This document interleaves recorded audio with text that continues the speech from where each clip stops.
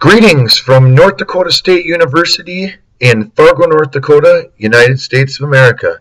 My name is Dr. JoeDeutsch, and I will be presenting to you today the Presidential Youth Fitness Program and how to implement it into your public school system.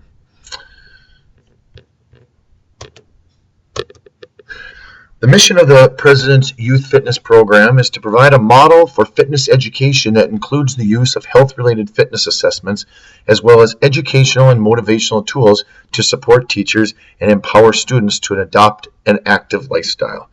The President's Youth Fitness Program is a program that's been designed by Shape America, which is the governing body of physical education, health education, and recreation in the United States of America.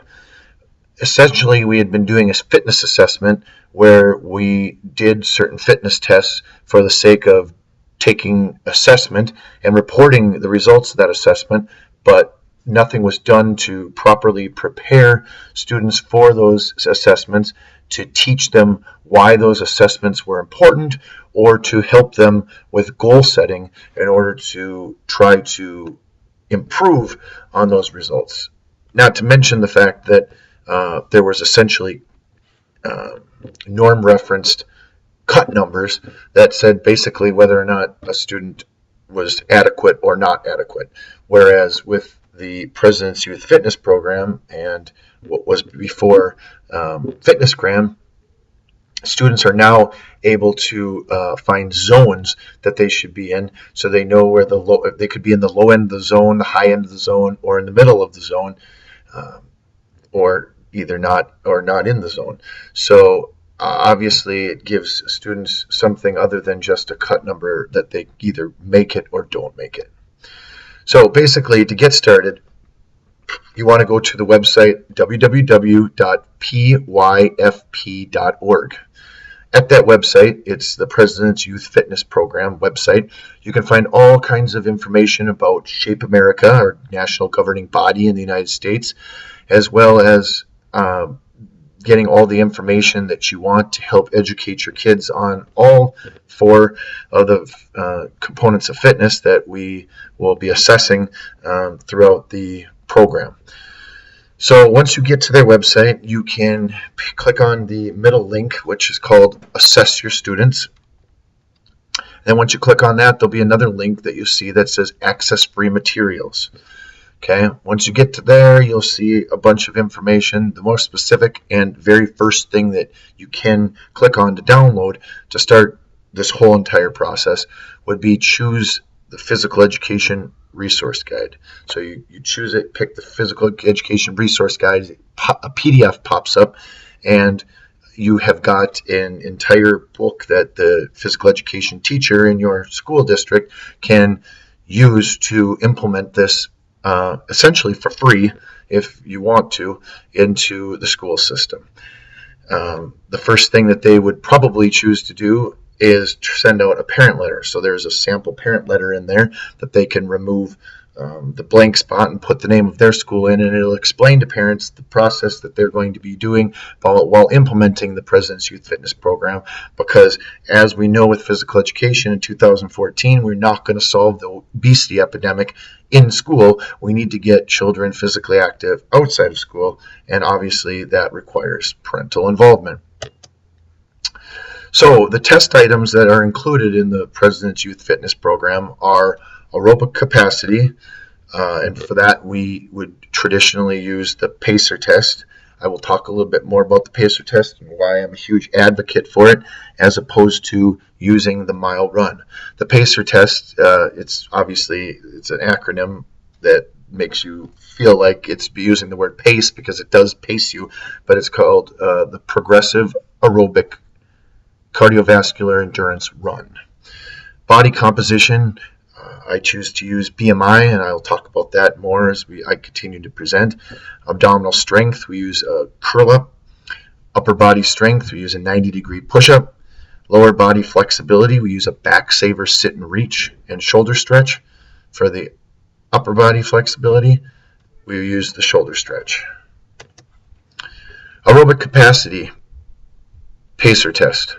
There's a 20-meter version as well as a 15-meter version if the gymnasium isn't long enough, where the pacer test forces the students to pace themselves by traveling those meters at a time where the CD beeps. So it says, we'll begin the pacer test now, begin, and it'll go down and it'll play music, and you have to get to the other 15 meters or 20 meters before the beep. When it beeps, you can go again. So it teaches the kids to maximize the time that they use to get from one end to the other so that they don't use more than they need to and then are standing there. But they can't overdo it like they do if they run the mile run and they start running and run as fast as they can and end up spending time walking, because obviously that's not a good way to read cardiovascular endurance if they're sprinting and then walking during the mile.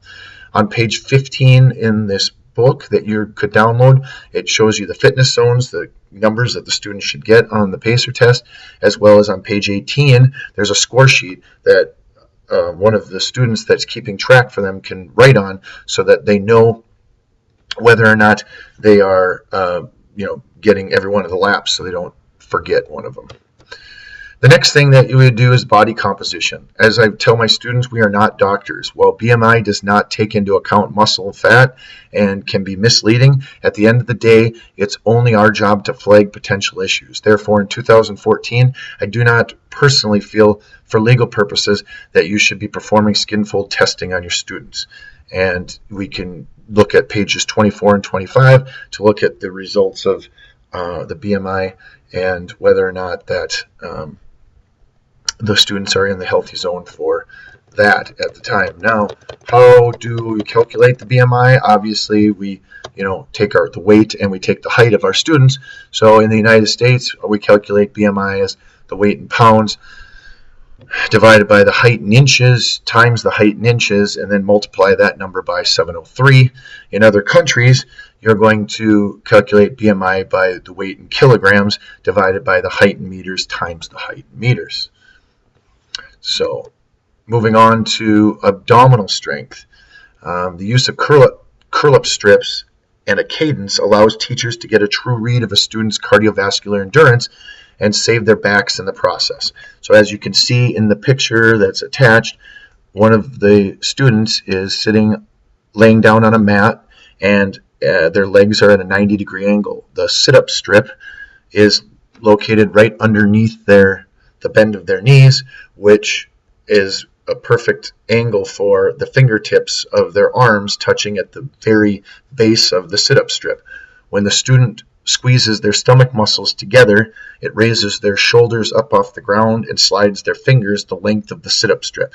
So when this cadence says up, the student squeezes their stomach muscles together, slides up the sit-up strip. They hold it there until it says down, and then they release and go down. The cadence continues on, and the students continue to perform as long as they can maintain the cadence. If they miss the cadence one time because their abdominal muscles obviously become strong or become fatigued, they have an opportunity to get back on pace right away, and once they miss it a second time, whatever their score was at the time is the score that's recorded. And also in the process of doing these, we are not putting stress on our lower backs on doing a full pull-up or push-up, So that is the abdominal strength, and you can get the results that will go over that with you on page 32 and 33 in that book. Upper body strength, 90-degree push-ups to a cadence on a CD. We will begin now the push-up test. Begin. Up, down, up, down. And students throughout the gymnasium will go up, and then they will go down. They need to hold themselves up at a 90-degree angle while they're in the down position and not come up until they say that they say up again. And again, the same rules apply as in the pacer test and as in the curl-up test, that they get an opportunity to miss the cadence one time. They need to get back on the cadence after that, and once they can't maintain the cadence a second time, they are completed and their score is registered.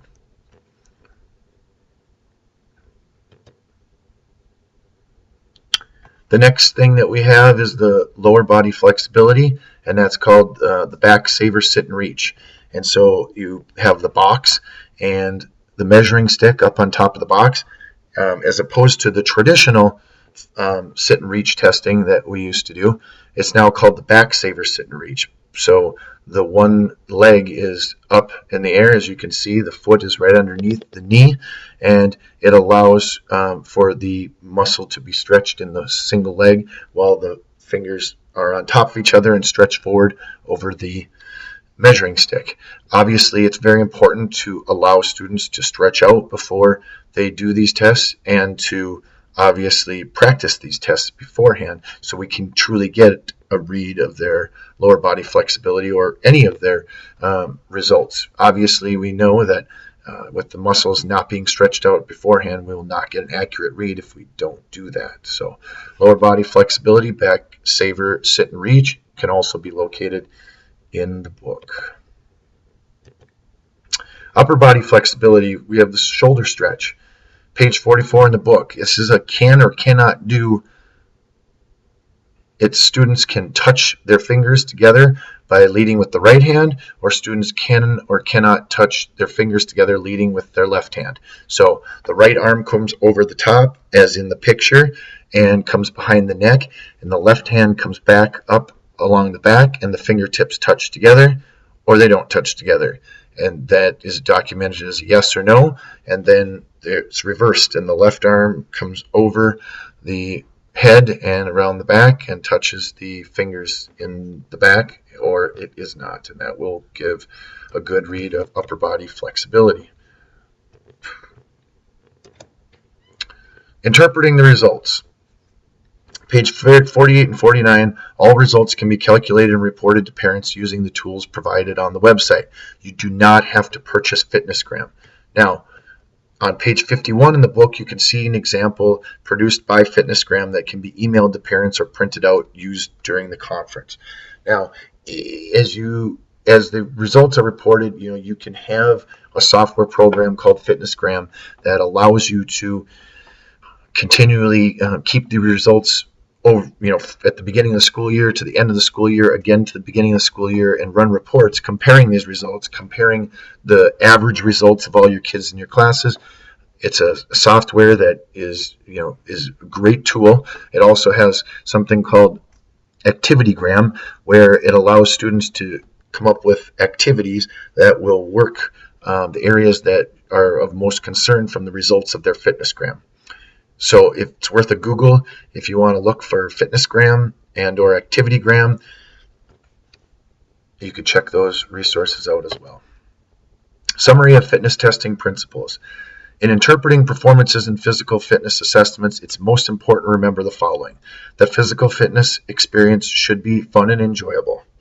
Fitness testing should not be a competitive sport, so we don't want students comparing their results with other students. The performance of one student should not be compared to that of another student, especially by the teacher.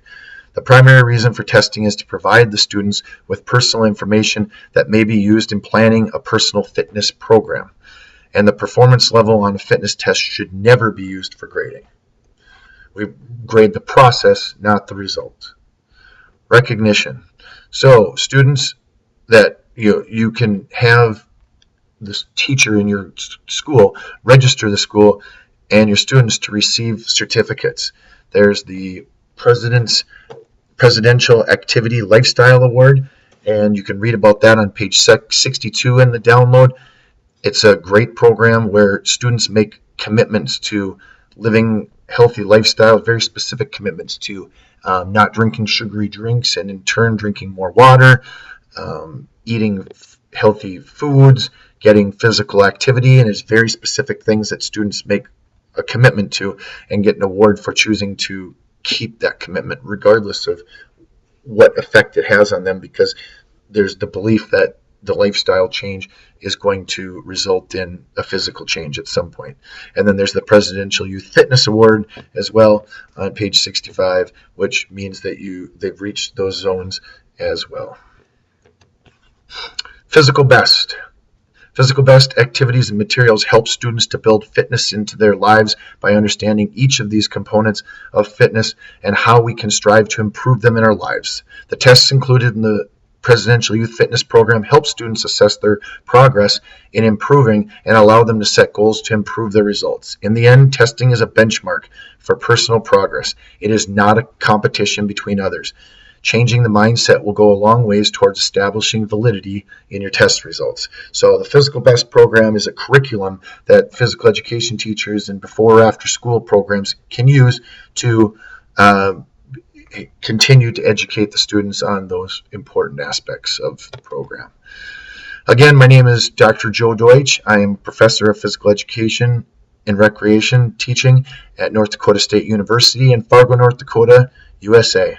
You can reach me at joe.deutsch@ndsu.edu, and I'd be happy to follow up with you and talk to you about anything in relation to the Presidential Youth Fitness Program. Thank you very much, and have a wonderful rest of your day.